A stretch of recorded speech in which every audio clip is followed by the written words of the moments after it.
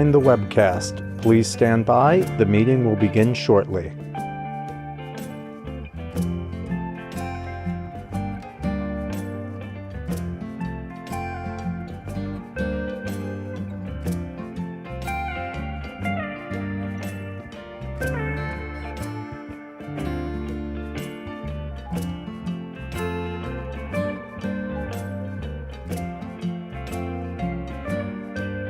You have successfully joined the webcast. Please stand by. The meeting will begin shortly.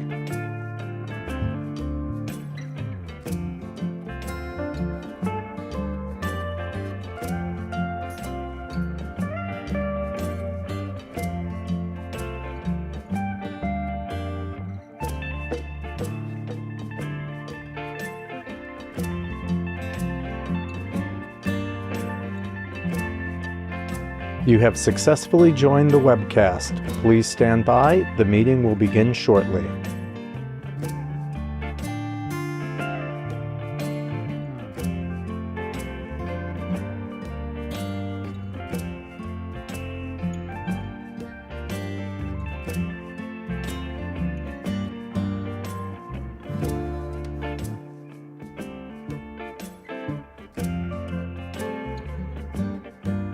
You have successfully joined the webcast. Please stand by. The meeting will begin shortly.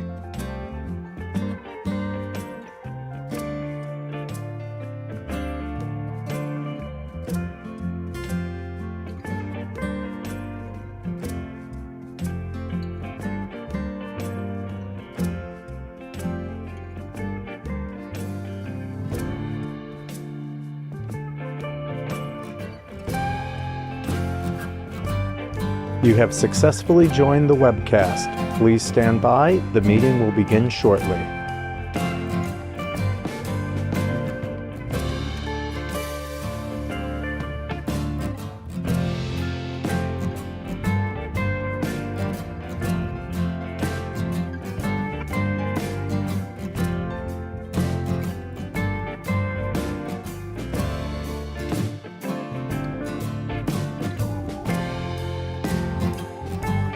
You have successfully joined the webcast. Please stand by. The meeting will begin shortly.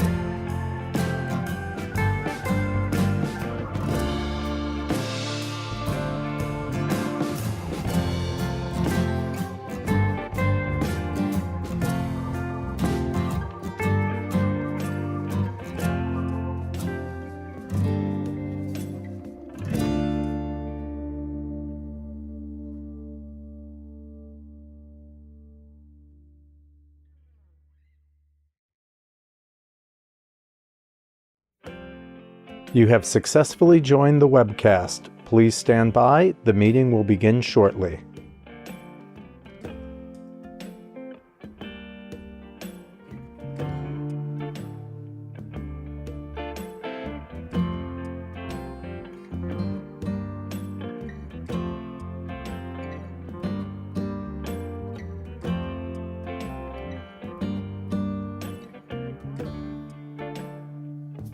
You have successfully joined the webcast. Please stand by. The meeting will begin shortly.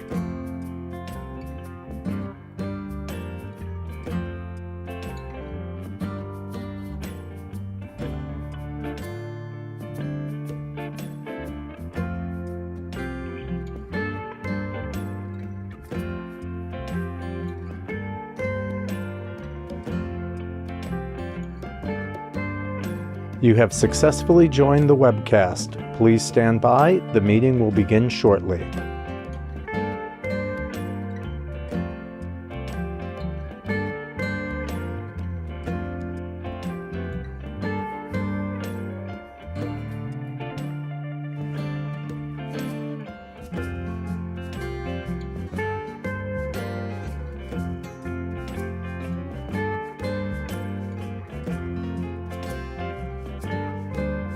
You have successfully joined the webcast. Please stand by. The meeting will begin shortly.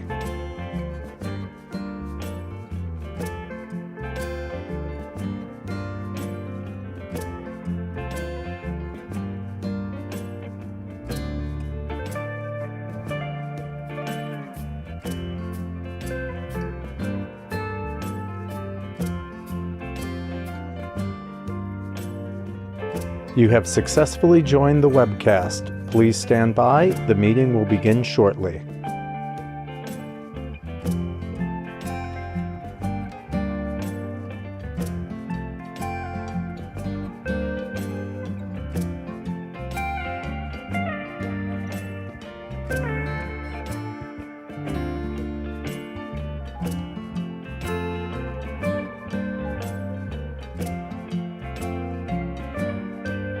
You have successfully joined the webcast. Please stand by. The meeting will begin shortly.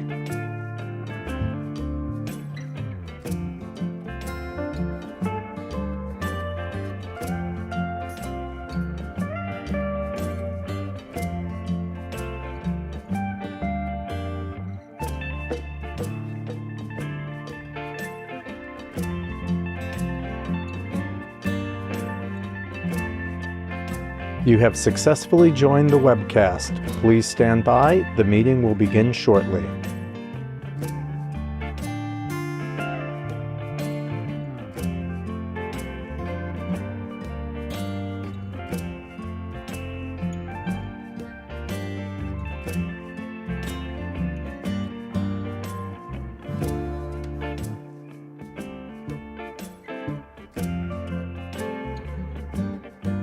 You have successfully joined the webcast. Please stand by. The meeting will begin shortly.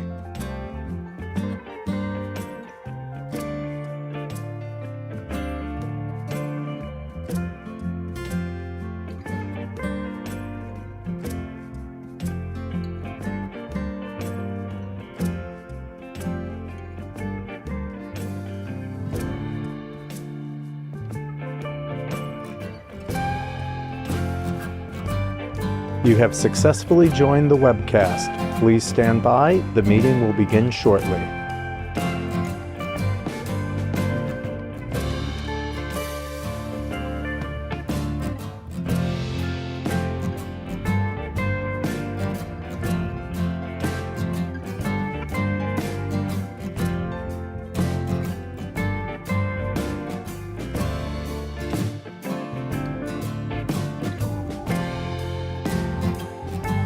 You have successfully joined the webcast. Please stand by. The meeting will begin shortly.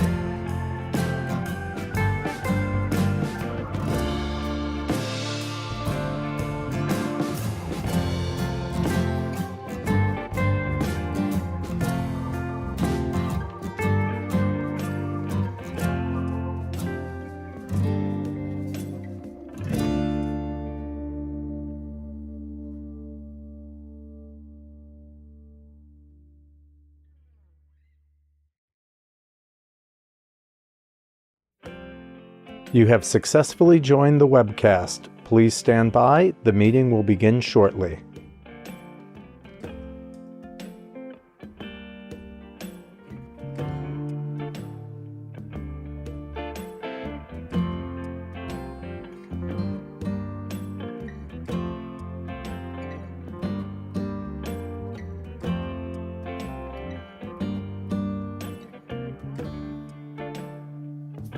You have successfully joined the webcast. Please stand by. The meeting will begin shortly.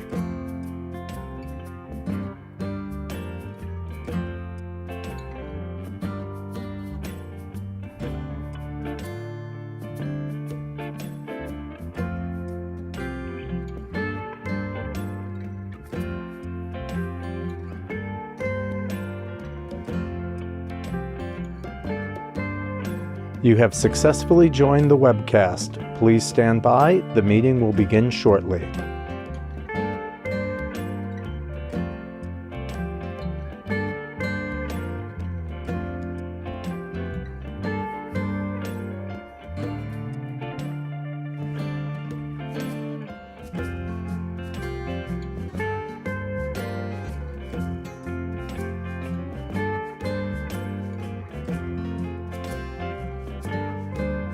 You have successfully joined the webcast. Please stand by. The meeting will begin shortly.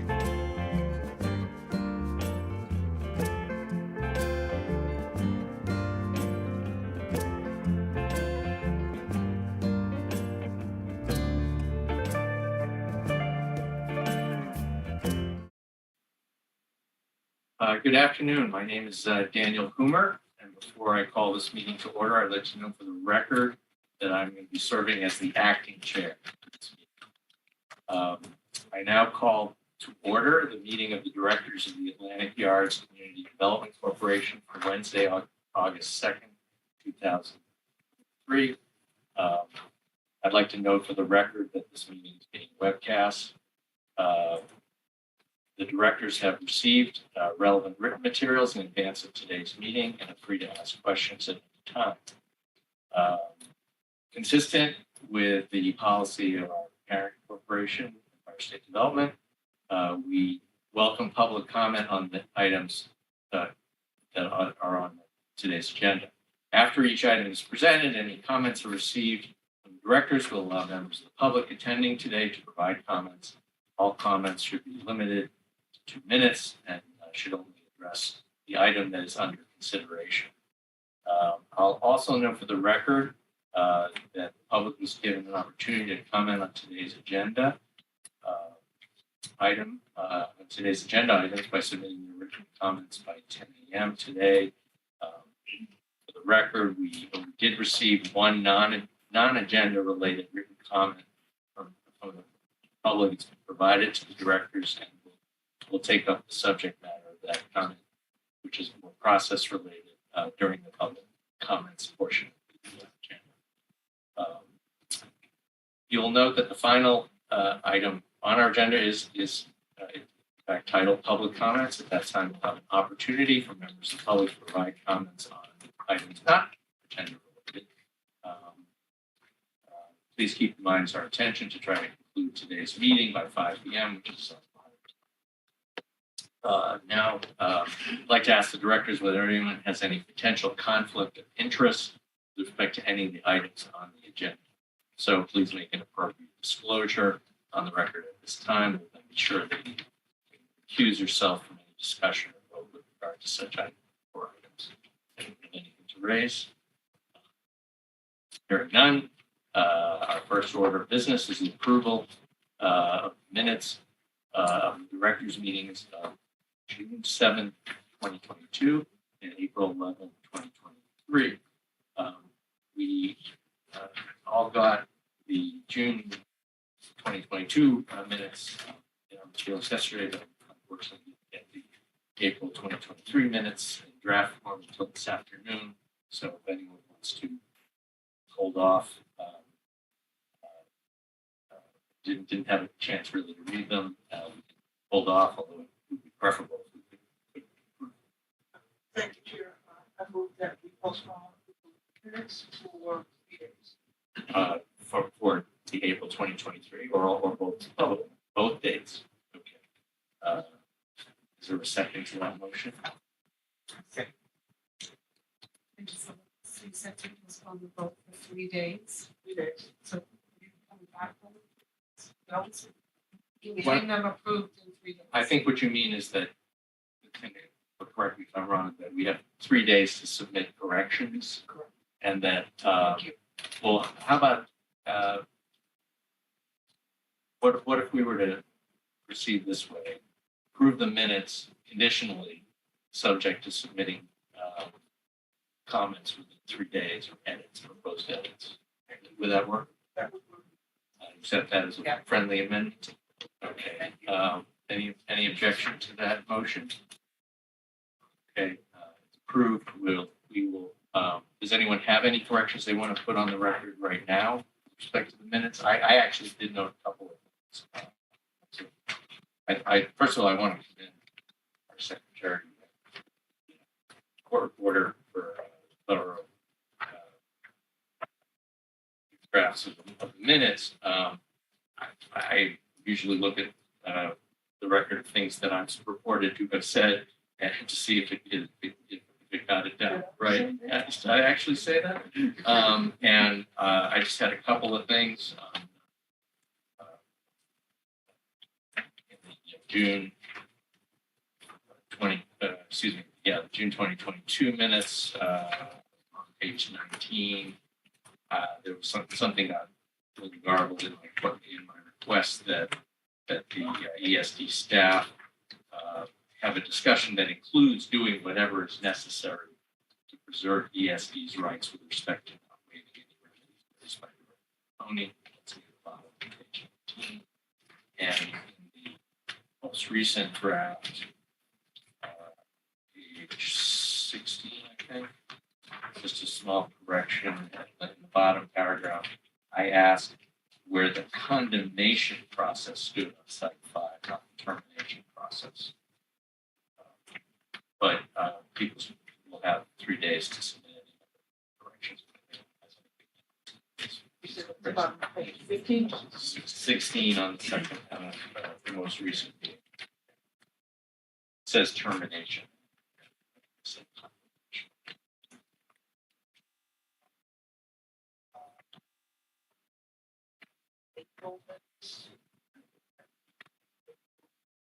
No, don't, yeah, don't feel like you have to do that. Okay. I was just putting up.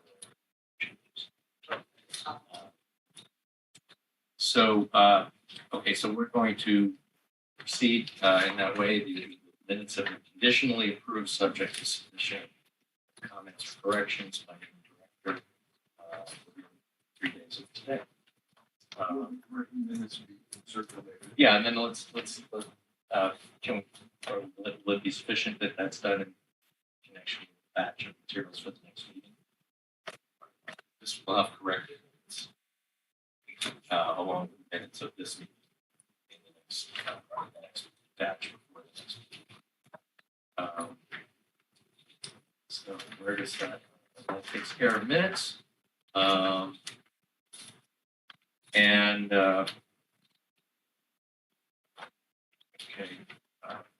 okay, thank you. That motion carries. I'd like to call on and introduce Joel Copeland, who's new to some of you, a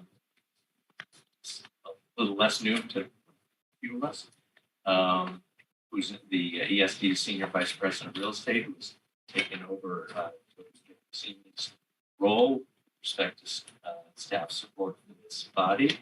And before I turn it over to him, I just want to note that I'm greatly appreciative of Toby's work through the years, guiding this group from a staff perspective and keeping us informed and heal. And just, though she's not here, I want to thank her and wish her for all the best in whatever it is your next endeavors. Yes. Can I ask, before we go on to the rest of the business presentation, the other members of the ESD team, So, I'm Arden Sacco, I'm the executive vice president. Oh, sorry. Angel Santana, Vice President of Community Relations at ESD. Former Cabral, Director of Community Relations. please speak up. Introduce yourself. Mabel Zane, associate. Joy Fong, director. Richard Dorado, Senior Counsel. Okay, and last but not least, Joel Copeland. Over to you. All right. Well, nice to meet you all again. Joel Copeland, Senior Vice President of Real Estate Planning here at ESD. I joined the agency in April, so I've been getting caught up to speed. And I should note that while I will continue working on this project and carrying on, we'll bring on a replacement for Toby directly. So hopefully coming not too distant future. So wanted today just to give updates on the project, in particular Beachville and B13, Pacific Park, the open space. And we also have on the line MTA and representatives from the MTA and Long Island Railroad, as well as developer Greenland. So to talk more about the platform construction and answer any questions that you have there. Those representatives are Robert Reichenstein from the MTA, Hector Garcia from Long Island Railroad, and from Greenland we have Macy Wang and Joshua Cohen. Could we, for our benefit and for the benefit of the court reporters, transcribing, get the spellings of those names, please? Sure. So Robert is Robair, last name Reich. I can read my handwriting. Reichenstein.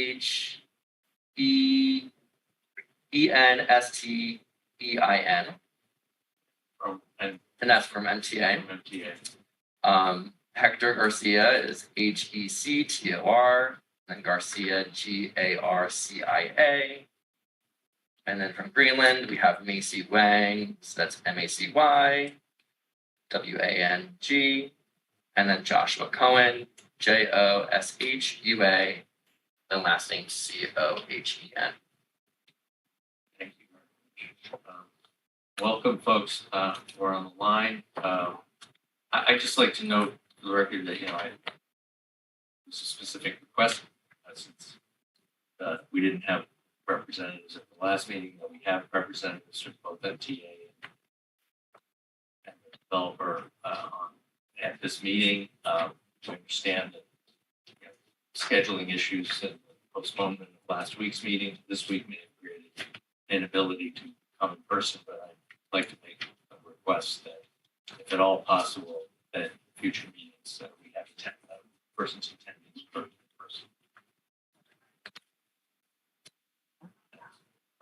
Ready to start? All right, so if you've walked by the site recently, you'll see that B12 and B13, known as 595 Dean Street, are complete. They've received their TCO. These buildings include 798 units, 30% of which, so about 240, are affordable, comes up to 130% of AMI. The lottery, the affordable housing lottery for these buildings is live and it closes August 15th. It was actually extended from July 31st to August 15th. The original date was July 31st. Folks can access the lottery through the website 595deanlottery.com or the city's Housing Connect portal. And once the lottery is closed out, the development team anticipates that folks, will have gone through the process and be ready to move in within approximately 2 months of that period. And obviously that wouldn't be all 240 units at the same time, but staggered. But hopefully we can start seeing some of the affordable units occupied in 2 months of that time. In addition, we have the residential component, but we also have the non-residential component of these projects. We have Chelsea Piers Fitness, which is a gym and fitness facility. And we have the Field House, which is a 2.5 acre facility for youth programming, recreation activities, sports facilities, a gymnastics center, a heated pool. And so both of those amenities have opened as of June, and they're open to the public. Pictures of the pool. Not here, but I'm sure it's very nice. And then sure. Open to the public. What are the costs involved? Who can actually access it? We'd have to get back to you on that. We could ask the developer and them to provide. I think that would be important. Yeah, and I think the related issue, and this was something that was discussed at the time we approved those facilities several years ago. Specific conditions which residents would have preferential or subsidized or discounted access. Especially the review toward enabling for people residing in affordable units to have possibly discounted access to those memberships. So let's maybe get an update on where things are shaking out. Sure. Just writing it down. Okay. I seem to recall, correct me if I'm wrong, that we attached some conditions along those lines to our motion approving that facility. Okay. Yeah, we'll ask and then also take a look back at that approval as well. Moving on to Pacific Park. So the work here is nearing completion for the open space that is associated with these buildings. And this is part of the open space that will ultimately span to the north or connect to the northern block, up to Atlantic Avenue. So with the completion of the Before we get off the open space, where is it open now to the public? it's not complete. It's almost completely. It's not complete. Okay. So if you walk on I liked Dean, around there and I noticed that there's a lot of the way it was segmented. if you walk on Dean, you see folks sitting at the benches, but like the playground, for instance, is open. Okay, and when is it expected to be open? They are waiting for some final deliveries for some equipment and materials. We just as of this week, they were expecting to get a timeline for that. So I don't want to give you a wrong date, but that's the status. But it's very soon once they get that those materials. And just to say with this, upon completion of this open space, the project will so far have delivered 3 acres of open space of the approved 8.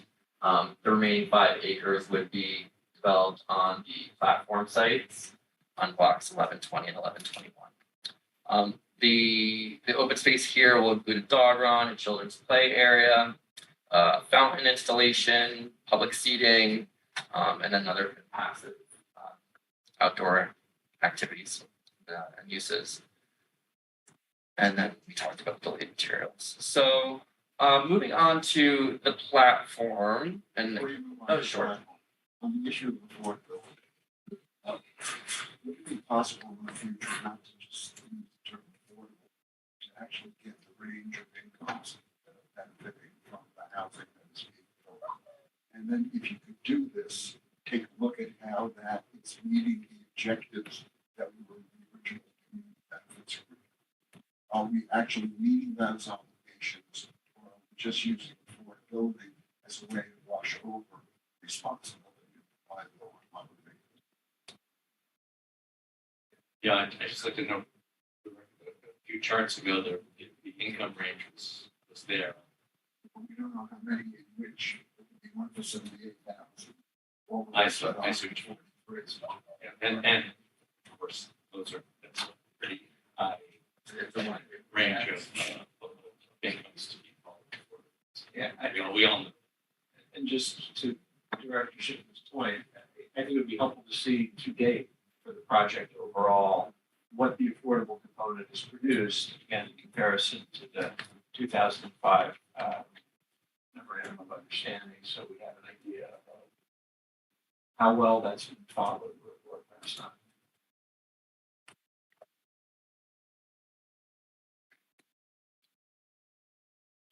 I just wanted Yes, to I'm ask sorry. if Mr. Copeland would need to use the data from the spreadsheets. That makes it- The housing lottery ad. Yeah, that's right. The breakdown is, It I shows it all saw, in I there. saw that spreadsheet. Right. It is broken down. Right, by unit size, number of people per household, and corresponding income ranges. You wouldn't have to- Yeah. Right, Right. yeah, exactly. Yes, it should be the same. Right. Numbers are numbers. There should be the same numbers. Yes. That's a great. That's right. That was that was publicly posted spots for.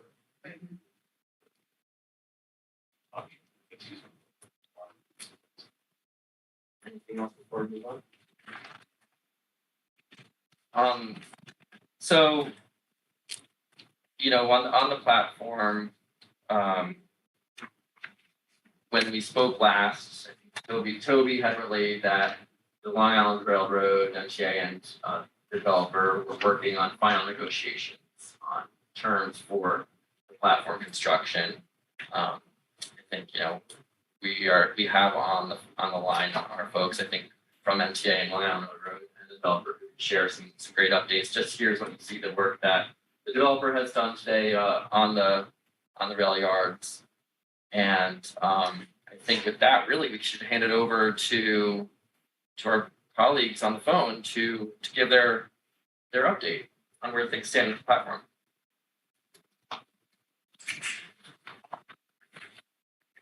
Who's going to take the lead on that? Robert? Joel, can you hear me? Robert Reichenstein. Not very well. I know, but the whole line here is not so good. Robert, 1 second. We're just going to see if we can raise the volume. Sure, go ahead.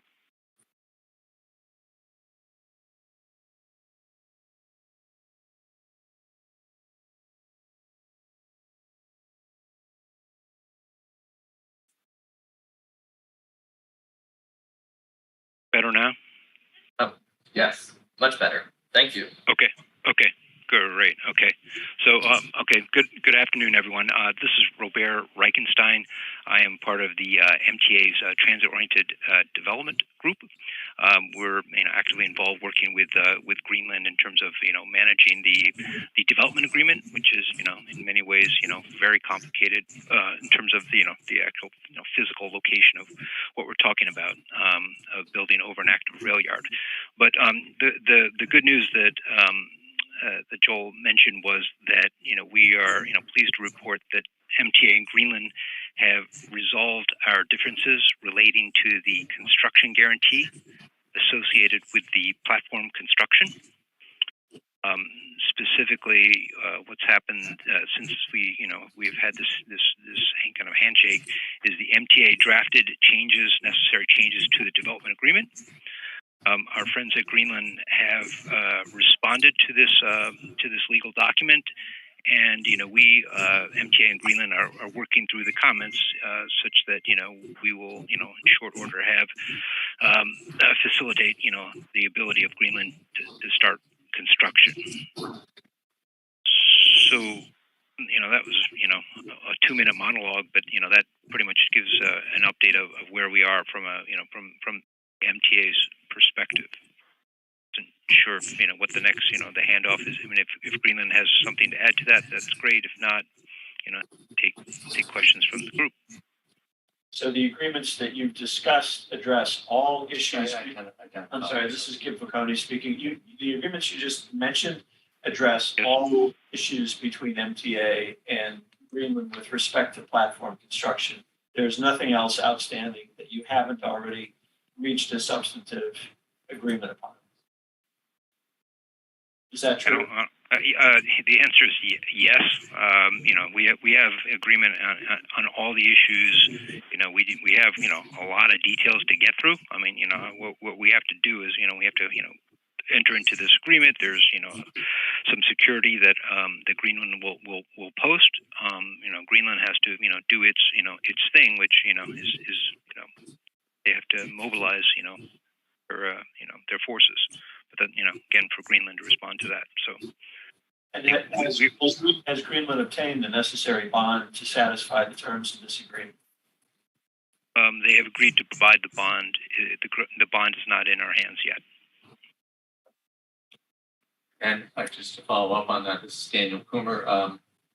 My recollection from the last meeting was that the delay was characterized as a delay in issuing permits. Is this agreement going to have within it the necessary permits, or is that a separate process?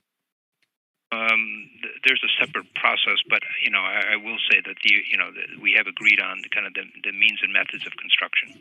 So the permit will be forthcoming. This is not there is an extra work. There is not extra work to do relative to that. So that will happen contemporaneously with the execution of this agreement. Yes. Mr. Shin. I was wondering, do you have an approximate start date and what a period of time that it will take to construct the platform?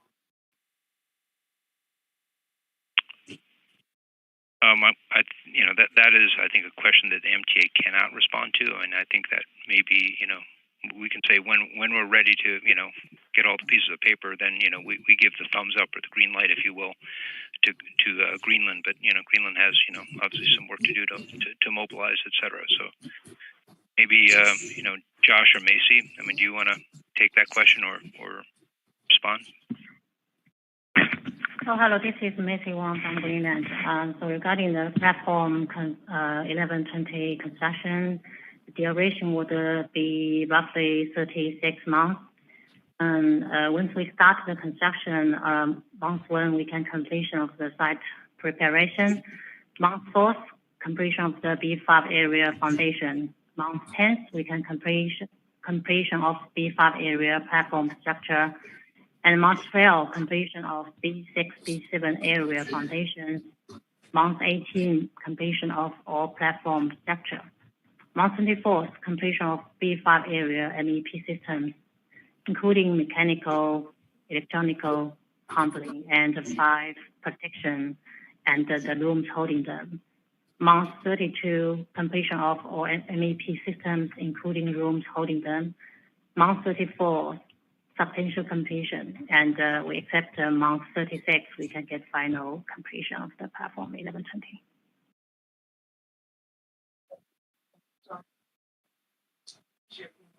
This is Ethel Tias. When did you say that will start? The 36 months? When will that start?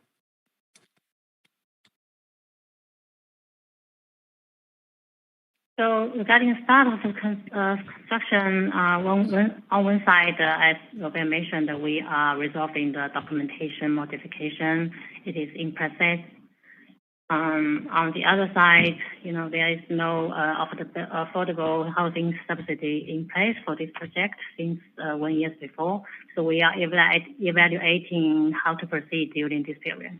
So I just want to interrupt you, Amy. So last meeting, Toby did mention that in the fall we'd want to work on a community engagement process to talk through what the future looks like for platform sites, for D1, Site 5, and just an update on that. Again, falls right around the corner, but in that time we have put out a solicitation for a community engagement consultant. We did receive responses just last week, working through those. And the idea is that we would work on that process, and at our next meeting, which would be sometime in September, up to the end of September, we would actually have the engagement consultant here to discuss with you all what that process would look like and get some feedback. I think in terms of timeline for starting, we think it's important to have those public conversations about what folks are really thinking about. I mean, I think we've been talking about affordability and other important pieces of the project before we go ahead with constructing so much. So that is the thought.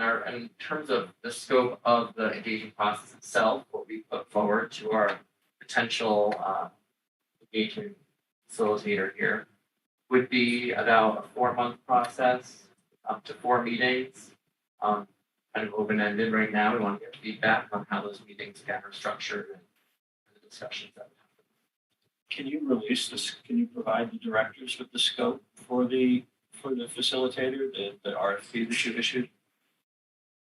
I would have to check with. Let's just check with the procurement. I'm sorry. This is Yeah. Ethel Tias. I'm getting a little lost here. Okay. Yeah, I think, Joel, it would be helpful if you draw through the connection between that and Ethel's question about timing and platform structure. starts. How that, That's more of a technological capability issue. yeah, and then I guess the issue sort of includes, can any part of the construction process commence while we're doing that community engagement process, any part that's going to have to be done no matter what. And I guess there's also a relation between that and the whole issue of there being an available subsidy program for financing tax exemption. And there's also the issue of 880 units of affordable housing that have to be delivered by the date certain. And basically, have you negotiated that away, or what is the foundation upon which you're? We have not negotiated that way. The project documents haven't changed, and in fact, we reiterated to the developer that we retain our rights under the project documents. Retain or exercise? Well, it's not 2025 yet. So we 3 years from now is what?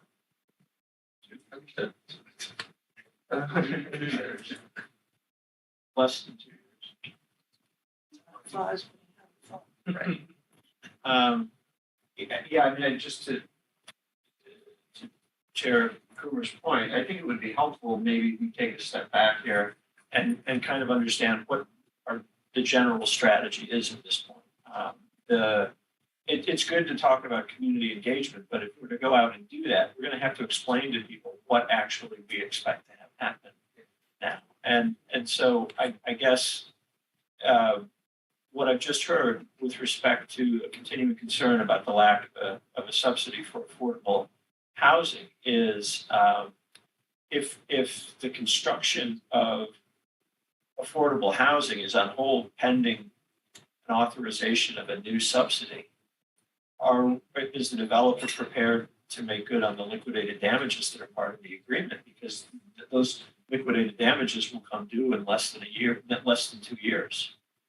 And it doesn't sound like there would be any potential for apartments to be ready in that 2-year timeframe now.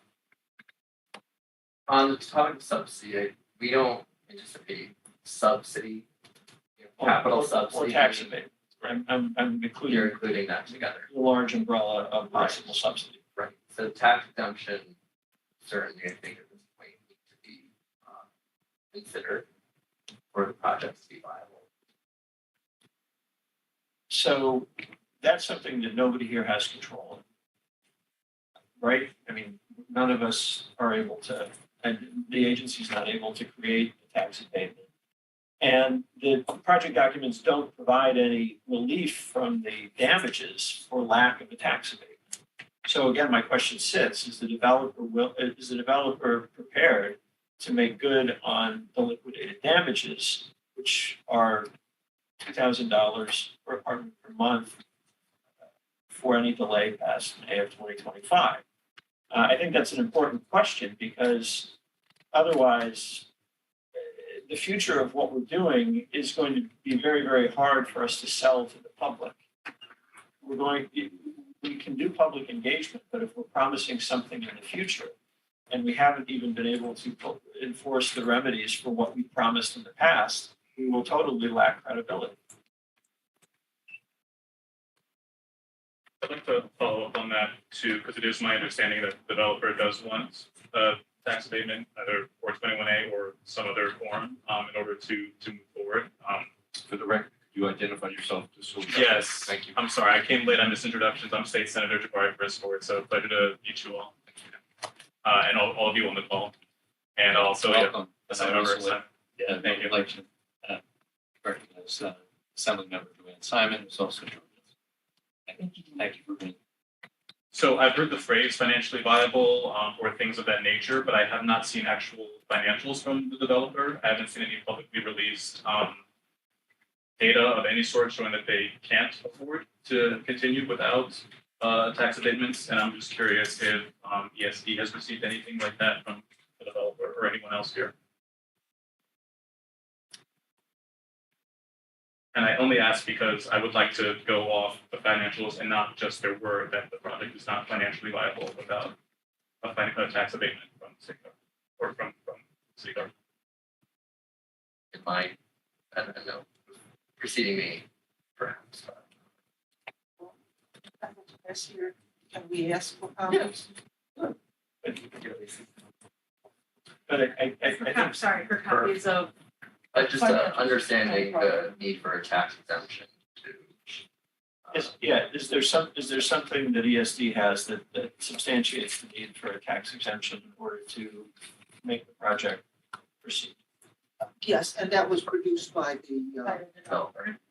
We can look about whether it precedes Joel or I, but I can say that it is not hard to say that residential development without a tax exemption is a challenge. So so that is something we understand and we're grappling with on all.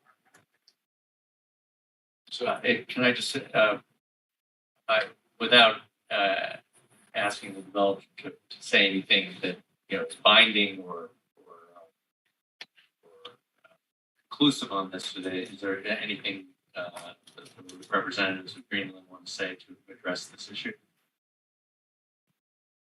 in a preliminary way today?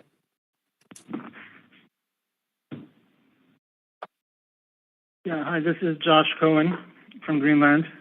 I think it was Arden who mentioned, like all developers, we're trying to work out with the new landscape of the lack of tax abatements out there. We're working through exactly the timing and the schedule of how we build and what we build. And with the beginning of the public engagement that ESD is going to lead, we hope to have a clearer picture of the timing and what we'll build when we build. I'm not sure what public engagement has to do with when you build it. The real issue is tax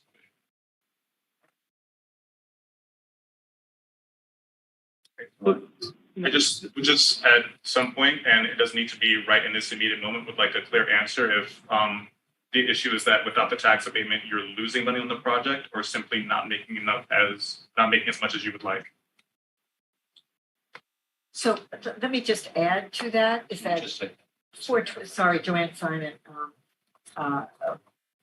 Atlantic Yards had asked for special 421A probably about 4 years ago, and because it was not within this sort of normal area. Anyway, but so Atlantic Yards has not had 421A exemption for quite some time.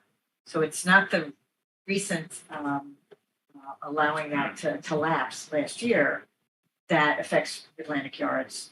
It was a present condition, and this issue of tax abatement is not a new one there, but also doesn't seem to have had a whole lot to do with the ability to build, which has been stymied by a number of things over the years, particularly just being able to get it started in the first place, but also get those platforms. So I just wanted to make sure everybody understood. Thank you. I do want to say, I do think the community engagement is an important part of this conversation in terms of figuring out the next phase, working with you and other stakeholders, and figuring out timing, subsidies, and other things, affordability mix, and other things that will be involved in figuring out what the next phase looks like. And I think engagement is the first step there. I don't know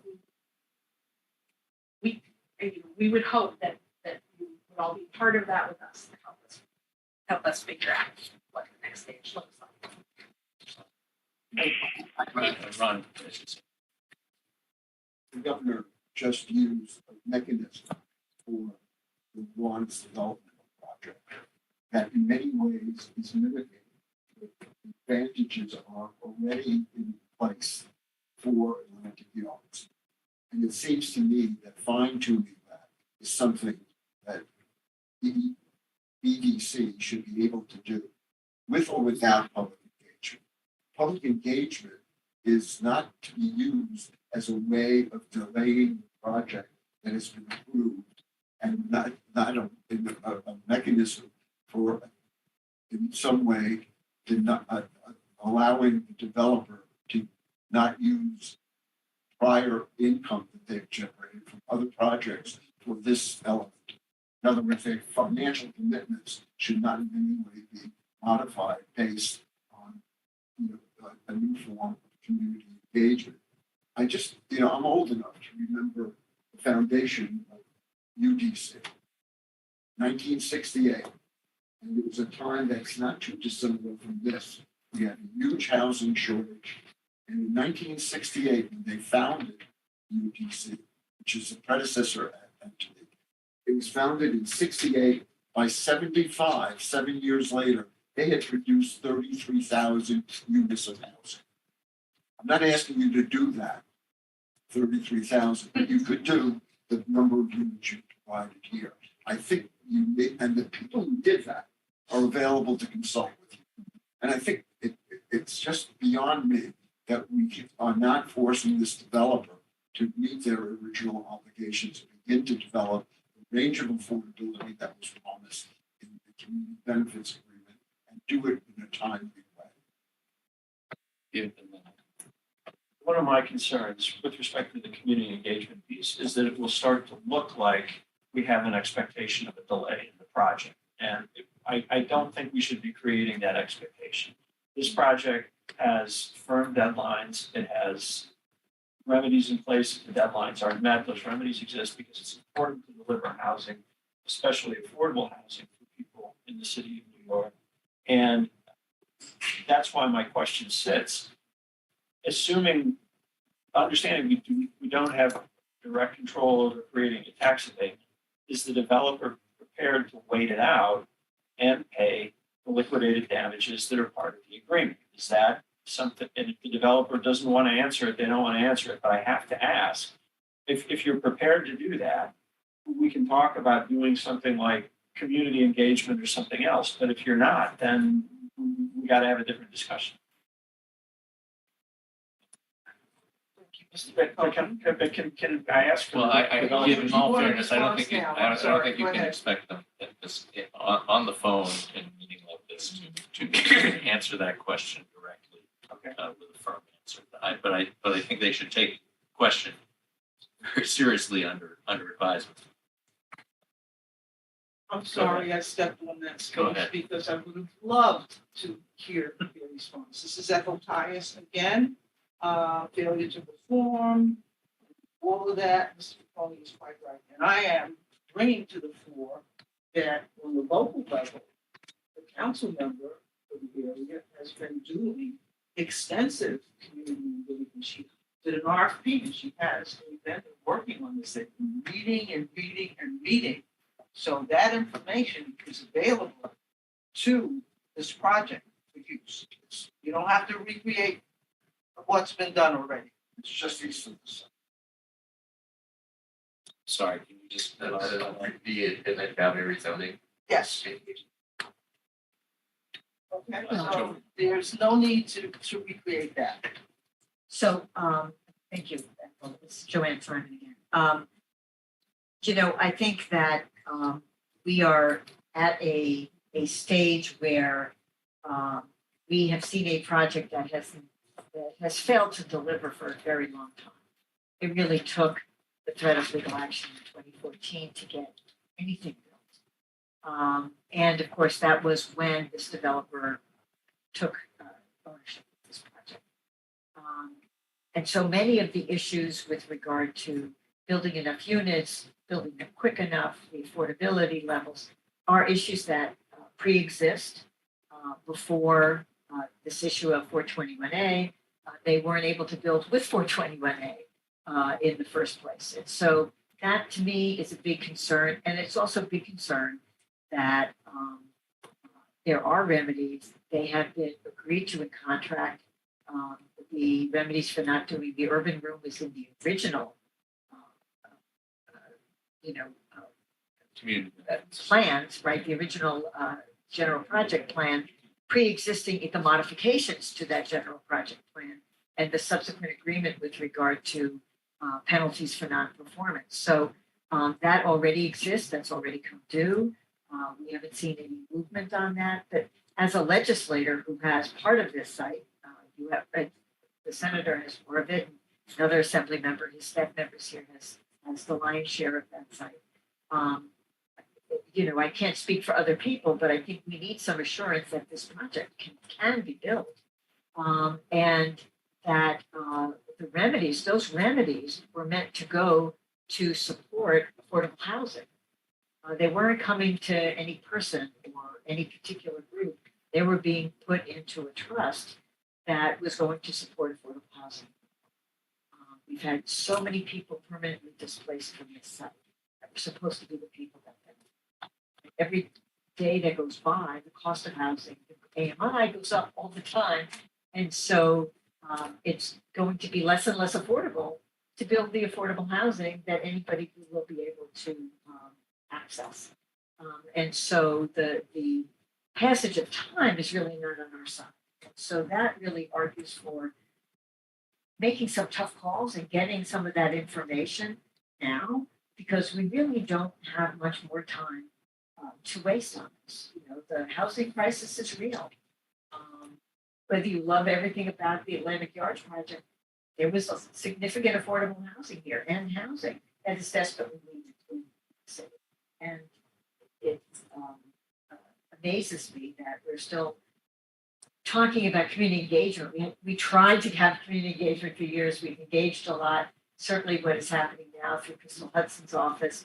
I'm sure that the neighboring council member who has Site 5 would be happy to participate in that as well, although I can't speak for her.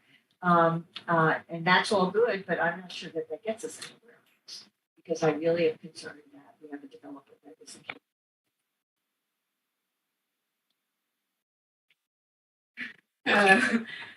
Please know that this idea of doing community development is in no way, shape, or form an attempt by ESD to distract or delay. It really isn't. This is truly born of a heartfelt desire to talk about these issues that we're talking about right here, the issues that have come up in other conversations with stakeholders and on calls with others about the AMIs being served and the ways forward for the next phase. It's really only born out of our desire to have open, transparent conversations about the way forward, and not in any way, shape, or form an attempt to delay or hide anything. And just to be clear on that, the developer, as representatives on the phone listening, should not be interpreting our discussion of this process as in any way suspending any deadlines or penalties or previously agreed deadlines. So can I just say, I don't disagree with that, and I believe that this is one of the desire to resolve, to engage community in a different way. I think one of the concerns that we have, those of us who've been working on this for so long, is that people have engaged an awful lot and nothing comes of it, and that people will be frustrated and unwilling to participate if they don't have a reason to believe it will happen. And then I would. That's an important. I would just like to respond to your last comment about the developer not interpreting this as a something that would delay the commitments that have been agreed to. One of the reasons I'm just to be candid, one of the reasons I'm a little concerned about that is because when we did bring up the urban ring deadline and the liquidated damages that were due for that, the response that we have, and it's in the minutes that we've approved earlier today, is that there had been these informal discussions that it might be okay to shift the B1 density across the street to Site 5.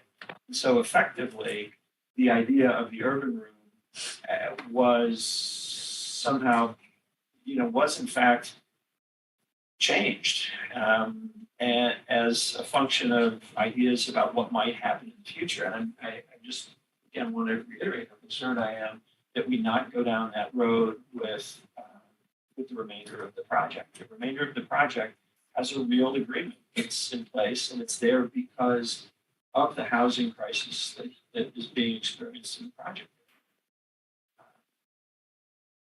And if we really are, and I'm okay with this idea that we're going to stay the course, we're going to work through this with the existing developer. But the analysis I think we need is what the cost to complete the project is, the way it's currently agreed, including whatever funds are necessary to make up LDs between the time the project was supposed to be done and when we think it'll now be done. We should be able to understand those financials and have those guide us. Otherwise, I don't know what we can say to the public about what they're engaging. I'm sure you all are aware that a group called Reinvent Albany a few weeks ago came out with a report making some recommendations for reforms at ESD. And one of the things they talk about is being able to make public the financial projections for the projects that are underwritten. And I think that we need that type of clarity at this point. This project is challenged right now. And I think we all need to know where we stand. I agree with Mr. Coney, and I ask you to please take a look at the work that's being done by the AIMA project. Their draft report is available. You give me a card. If you don't have this information, I can forward it to you, all of you. Okay, Simon, Mr. Bishop, we need your weight to drive this project forward at this point. Thank you for taking the suggestion, because the benefits exercise has been done ad nauseam. Thank you. Just one more.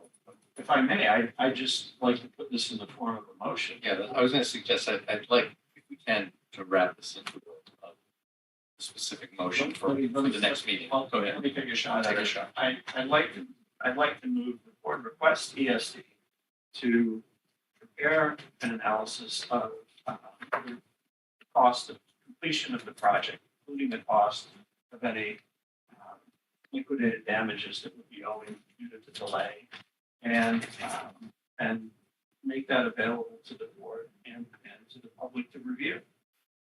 I would second that if you put a timetable. What do you think is reasonable?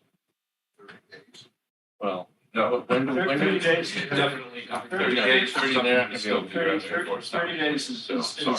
would be ideal, but I think that even I probably would think that's longer than. I mean, Well, not when do we enough expect time. to have our next meeting? When is we're projecting for end of September? End of September. Should have the country for- But we'll be able to meet sometime in late September, and maybe by the next meeting. Is that reasonable? That feasible? With sufficient I advance. think we have to, ask the I think we have to So, talk with the developer and you know, come back. we'll have a meeting in December as well. I mean, I think this is really important, and I don't really, I'm not interested in having the ESD shortcut the process and end up with something that isn't helpful. Let's say, let's say 90 days. P&L. Yeah, for a projected Seems quite a P&L. long time to do it. I mean, I've been quite surprised that the developer doesn't have a P&L and already understands what delays, and how that affects their P&L. Okay, I would push for September. But if our meeting's gonna be in September, that's what I would push for, and get it to its improvements. So 60 days. I'm just looking for a round number. No, I got it. So let's restate that we'll request the ESD to prepare an analysis With the developers input. Yes, we're requesting it of Of ESD. ESD, yes. Yes, and they're welcome to get the developers input, but they prepare an analysis of the cost of the completion of the project together with the liquidated damages that may be owing due to the delay in affordable housing, and present that to this board within 60 days. So I think the ESD said to be able to do their own analysis, so they are able to negotiate with the developer, not only rely on the developer's numbers. That might take longer than the 60 days, though. Why? Well, because they'd have to bring in engineers and estimators to be able to. I mean, we have, I think, just point of, I'm sensitive to the chair wanting to move this point a little bit, and we do have a motion and a second. Just as a point of order. Point of order on what? We could take a vote. Yeah. Or at least ask for discussion. Is there any further discussion on the motion? Just a quick question I heard, sir, you said you wanted by September and 6 days from now is October. Yeah. Sorry. Yes, maybe it's more realistic. Say, yeah, early October. Yeah, I mean, it would be worth it for us to be able to have that in the meet after. I believe that's true. Date certain, ESD is using. 60 days from now is like, it's roughly October 1st. So Might be a little bit longer than that, it might be the 4th of October, which is the first Wednesday. or maybe two-thirds, a third of them. October I'm 3rd? looking for reaction from our staff. We professionals. really, we have to regroup, we have to think through some of the implications of the vote. Well, we can make a request. To make a request, exactly. So I'll amend the motion to October 3rd. Second. Director Austin still second, okay. Any further discussion on the motion? Just say it's the form of a request. It's in the form of the, well, I mean, we're an advisory board, Yeah. so we advise and request of our parent entity, so that's the nature of our constitution. It's in the form of a request. All those in favor? Aye. Motion passes unanimously. Not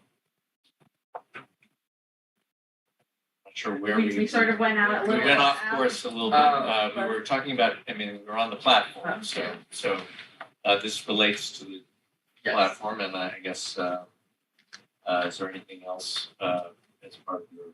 There was nothing as part of our report. It's like next thing.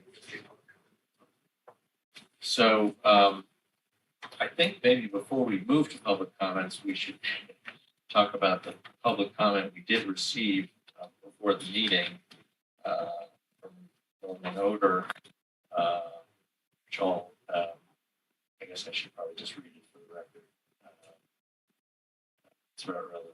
Brief as to the directors, as a journalist and citizen who follows Atlantic Yards Pacific Park, I'd like to note that requiring comment on agenda items more than a day before the meeting and before any board materials or resolutions have been circulated, possibly after board materials have been circulated for a day or so, effectively precludes meaningful public input. That has a citation to his blog. That says a meeting is scheduled for Wednesday, August 2nd, with a deadline for comment Tuesday, August 1st. I thought that the deadline was this morning. Right. It was pushed to this morning. But as of now, nothing beyond the cryptic agenda posted publicly. One recommendation in the open ESD report issued last week by reInvent Albany is that ESD should provide all materials for board meetings at least 3 days in advance of board meetings so the public can meaningfully comment on agenda items. Any budget or tabular data should be provided in an open, machine-readable format. Your discussion of that recommendation is in order. Yes, there is a process issue of whether we should have these pre-meeting deadlines for public comments, and if so, what sorts of comments should be required to be submitted in advance. Otherwise, not precluding oral comments at meetings, etc. Don't have any views on this. What are the obstacles to doing it? Like the year? Why can't we have minutes in the meeting? Why can't we have an agenda prior, at least 3 days prior? Make it public. I want to know. I can speak Sorry, specifically to these Secretary. minutes if you would like. As you know, we've discussed it previously, some delay receiving the transcripts from Mr. Montrose. And that's a, we have 2 sets of them. Sets of transcripts of time. Information that small preview. Just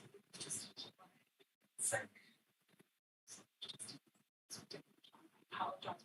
This was nothing that was done to obscure your ability to do work. As we said, that was some one of the things that you're getting for this meeting, and we weren't allowed to table and not move on. So that's what happened. I don't think you should take my comments personally.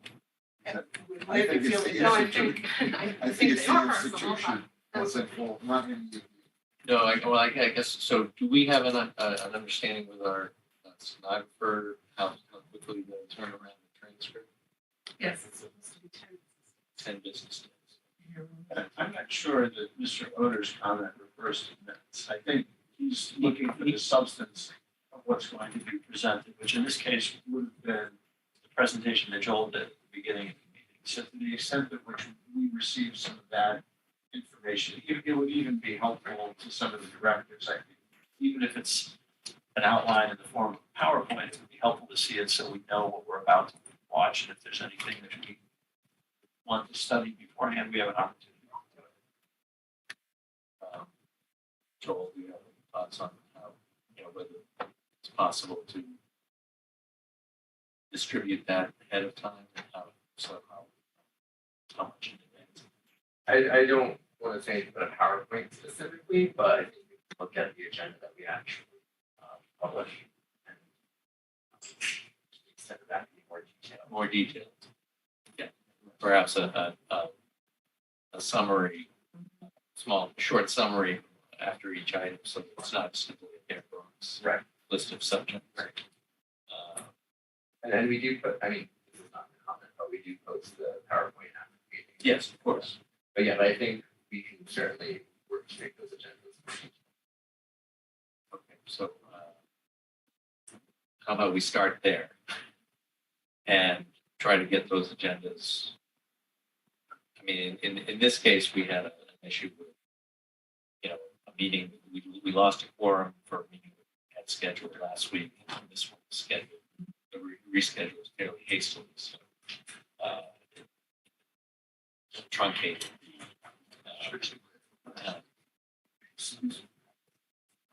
Stuff. But why don't we start there? And obviously we're not the only entity of this nature within ESD, so you need to think about a process that's going to work for all entities. But I think did you think we could start with a 3-day? And that's that's always the goal. So yes. So I think that at least let's start with that as the adjustment to the process, and I think, to be clear, one of the essential purposes of this entity is to receive public comment. So nothing in these deadlines, whatever they're published, should be interpreted as foreclosing public comment. If things can't be submitted in writing in advance because of people's time constraints, they're free to come to these meetings, attend them, and submit comments that way as well. So, do we have anyone who is either in attendance here or on the phone who wishes to make any comments on any items now? We did implicitly, we were open for comments on agenda items during the time of our discussion, but if there's further comments on those items or on any non-agenda items, we're open to hearing them.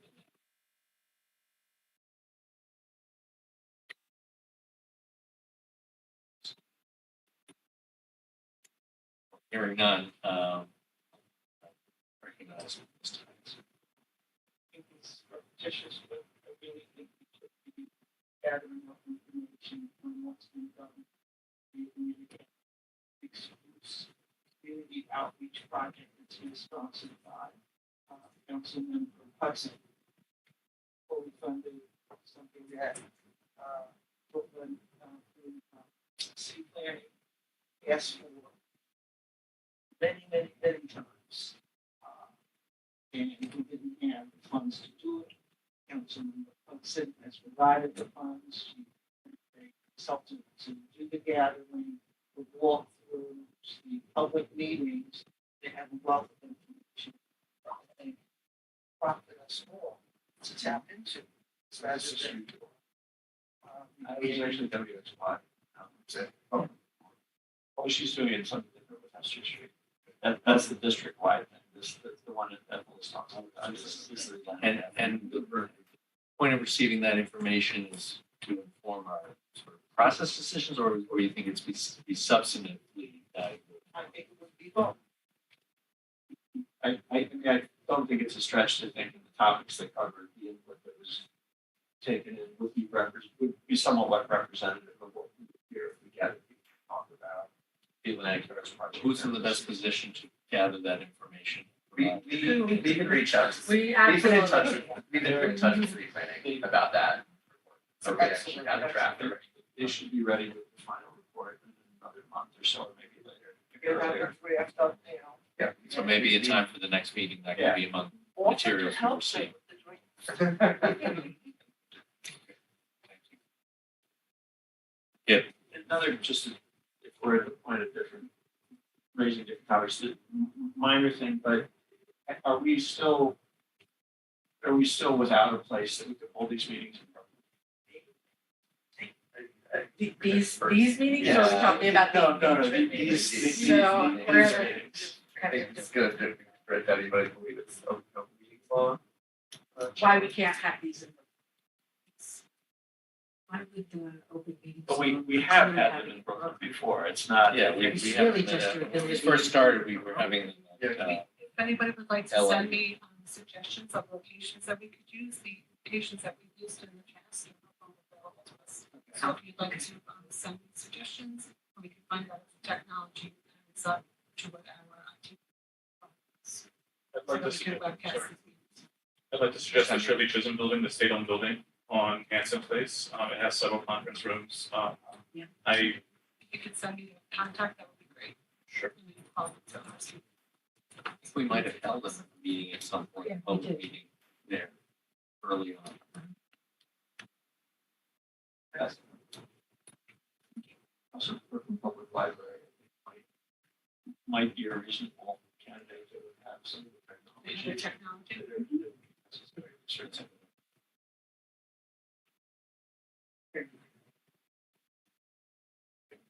Any other comments or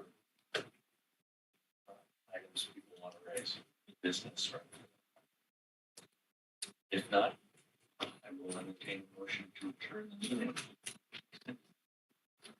All in favor?